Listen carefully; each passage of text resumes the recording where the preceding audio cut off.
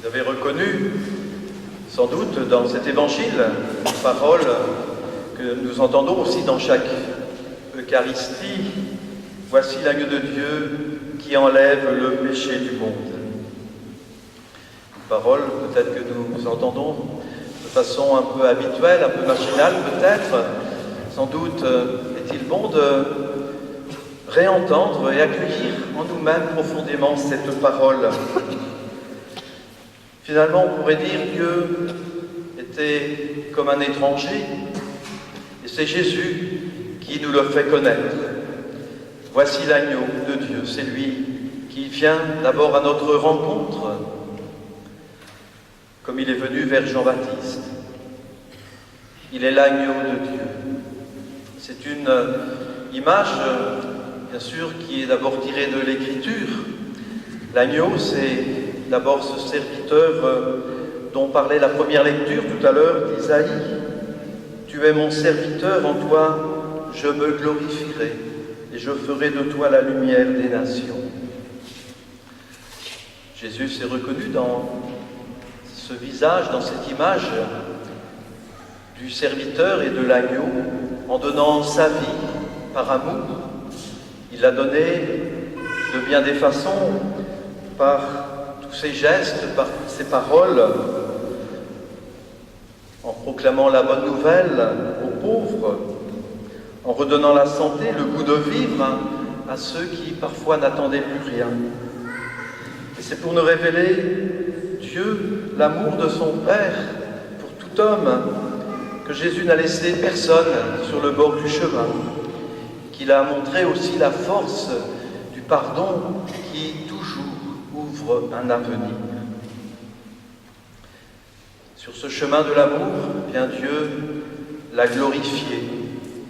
C'est aussi ce visage de l'agneau qu'on retrouve dans l'Écriture, mais Saint Jean nous en parle alors dans ce livre de l'Apocalypse, sous les traits de cet agneau vainqueur, victorieux, qui conduit alors tous ses frères, tout le troupeau, vers la vie. C'était la façon aussi de Jean de transcrire la résurrection du Christ. Sur ce chemin de l'amour, il nous a montré comment l'amour est plus fort que tout. C'est la façon dont Dieu nous a donné la vie, nous fait vivre, et c'est un chemin de vie, de résurrection, un chemin aussi de victoire. Jésus est venu pour nous libérer de toutes les formes de mort dans notre vie et dans le monde et nous libérer de notre péché. Il est l'agneau de Dieu qui enlève le péché du monde. Nous avons certainement à redécouvrir toujours la force de cette parole qui est la proclamation profonde de notre foi dans le Christ vivant, le Christ ressuscité. Oui, quelle joie plus grande pourrions-nous attendre que de découvrir le salut que Dieu nous donne. Vous savez que, parlant de la joie, c'est aussi une façon par laquelle notre pape François, dont on parle souvent, aime témoigner de l'Évangile. Et la première exhortation qu'il a écrite s'appelle justement la joie de l'Évangile. Peut-être certains d'entre vous l'ont déjà découvert. C'est vrai que c'est toujours assez long, mais c'est un livre qui est vraiment une exhortation, mais aussi, je dirais, une bonne nouvelle, et que nous pouvons découvrir, méditer. En tout cas, elle est maintenant à notre disposition. Je voudrais lire tout simplement les premières paroles du pape François dans cette exhortation de la joie. Il nous dit: la joie de l'Évangile remplit le cœur et toute la vie de ceux qui rencontrent Jésus. Ceux qui se laissent sauver par lui sont libérés du péché. Ils sont libérés de la tristesse, libérés du vide intérieur qui isole. Il dit encore, quand la vie intérieure se ferme sur ses propres intérêts, alors il n'y a plus de place pour les autres. Les pauvres n'entrent plus, on n'écoute plus la voix de Dieu, on ne jouit plus de la douce joie de son amour, l'enthousiasme de faire le bien ne palpite plus. C'est vrai qu'il a aussi de ces expressions qui évoquent beaucoup de choses qui sont belles et qui qui sont profondes à méditer. Alors quand nous répondons aussi dans la liturgie « Seigneur, je ne suis pas digne de te recevoir, mais dis une parole, je serai guéri ». Bien, par cette parole que nous disons, nous reconnaissons que nous avons besoin de la force, de la grâce du Seigneur pour guérir sans cesse notre cœur, pour l'ouvrir à la dimension de son amour, à la dimension de sa victoire sur nos manques de foi, sur nos manques d'espérance, sur nos manques d'amour fraternel. Vous savez que c'est aujourd'hui la journée mondiale du migrant et du réfugié. C'est une attention particulière qui est portée dans l'Église depuis longtemps, puisque c'est la 100e journée ainsi. C'était en 1914 que le pape Benoît XV, à l'époque, avant que la guerre commence, déjà il y avait beaucoup de gens qui se déplaçaient, notamment pour fuir en Italie. Et il a institué alors cette journée pour inviter les chrétiens particulièrement à prier pour la paix, mais aussi pour ouvrir, pour accueillir tous ceux qui étaient vraiment qui ne savaient plus où aller et qui quittaient leur pays. Cette journée mondiale est sans doute plus que jamais d'actualité dans un monde où beaucoup de gens sont amenés aussi à se déplacer, à quitter leur pays pour différentes raisons, avec souvent l'espoir de trouver une vie meilleure pour eux, pour leur famille. Et le déséquilibre croissant toujours dans notre monde entre les pays les plus riches et les plus pauvres, ce déséquilibre ne fait que renforcer toujours ce mouvement et provoque aussi parfois, nous le savons bien, des drames comme à Lampedusa dont nous parlions récemment.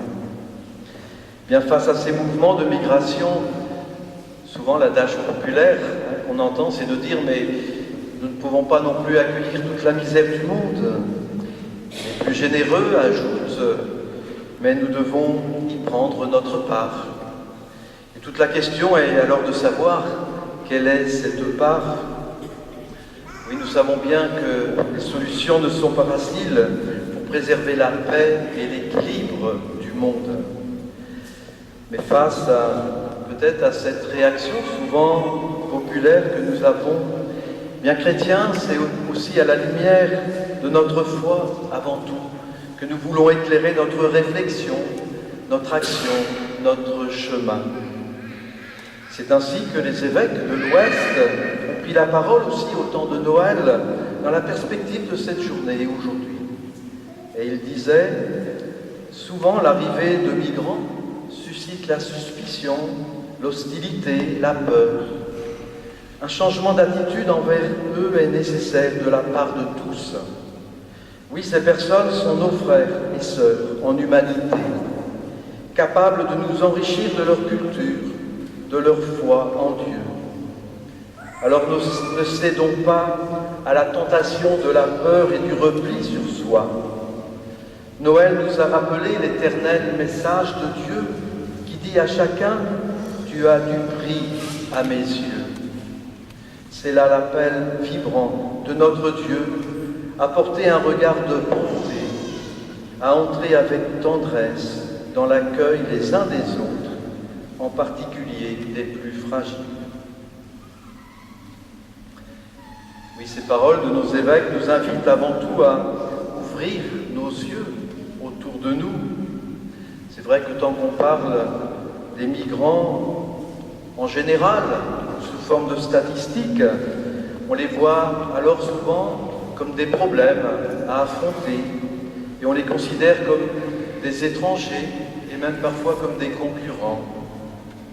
Mais lorsque nous osons la rencontre personnelle, l'accompagnement, alors notre regard change et nous reconnaissons en eux des frères et des sœurs.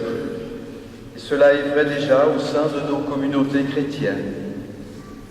C'est ce que peut-être aussi les uns les autres nous vivons à travers des engagements que nous pouvons avoir dans des mouvements, dans des associations. Nous accueillons aussi des personnes d'horizons divers. C'est ce qui a donné aussi l'occasion récemment de publier un petit livre intitulé « Lucéens venus d'ailleurs. Une belle initiative qui permet de découvrir le parcours de quelques personnes de notre commune qui, venant d'origine étrangère, ont cherché à s'intégrer et face à l'accueil, ou parfois aussi aux difficultés rencontrées, ils ont fait leur chemin et ils ont apporté et aujourd'hui encore leur part au bien-être de la cité. Oui, puissions-nous nous enrichir mutuellement de nos différences et aussi de nos façons de vivre et de témoigner de notre foi. Oui, que nos communautés chrétiennes en soient enrichies, qu'elles soient plus joyeuses aussi de cette joie de l'Évangile à approfondir, à répandre autour de nous. Je veux faire de toi la lumière des nations pour que mon salut parvienne jusqu'aux extrémités de la terre, nous disait Isaïe dans la première lecture. Bien, soyons serviteurs dans les pas de celui qui est venu pour sauver tous les hommes. Et pour atteindre les extrémités de la terre, il n'est pas nécessaire d'aller très loin. Oui, Seigneur, c'est dans la rencontre de l'autre qui est notre frère que tu viens à nous. Dis-nous la parole qui peut nous guérir et ouvrir nos mains et notre cœur. Alors, nous serons sauvés. Amen.